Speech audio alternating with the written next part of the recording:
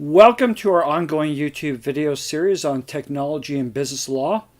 My name is Christopher Neufeld of Neufeld Legal. In this particular YouTube video, we're going to be discussing the relevance of founders' agreements with respect to technology startups. Now, what exactly is a founders' agreement?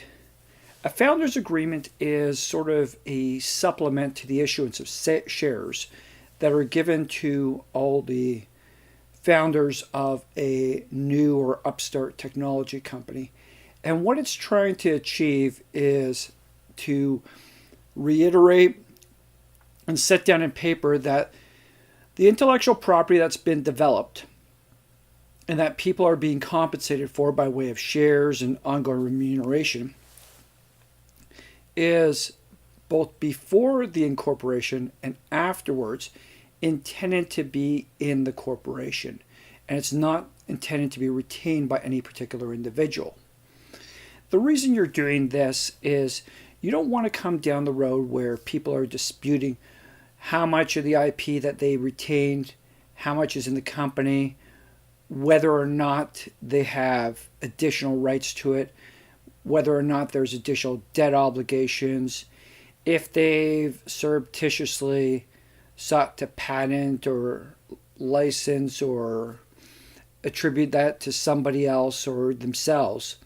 What you want to do is have a clearly defined arrangement where everybody's signing off on their own founders agreement, communicating the fact that all intellectual property, all technology developments, all concepts related to this particular business have been shifted from each of the individuals who is a founder into the new company.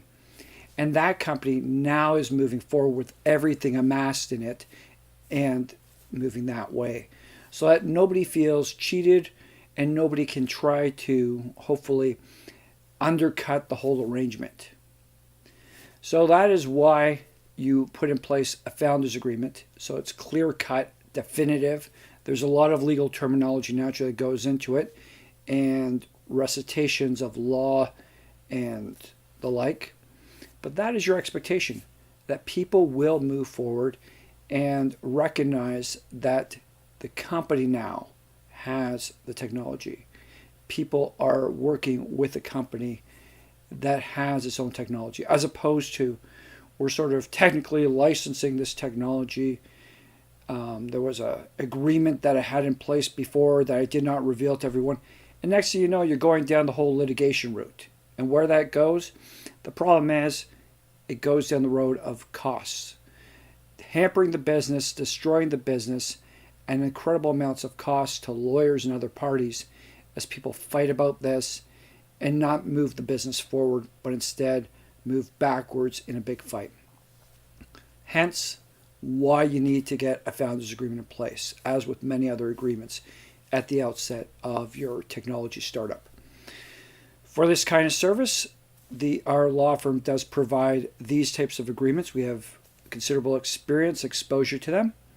You can contact us through the information that's provided on this website, but also that is available below the YouTube video itself.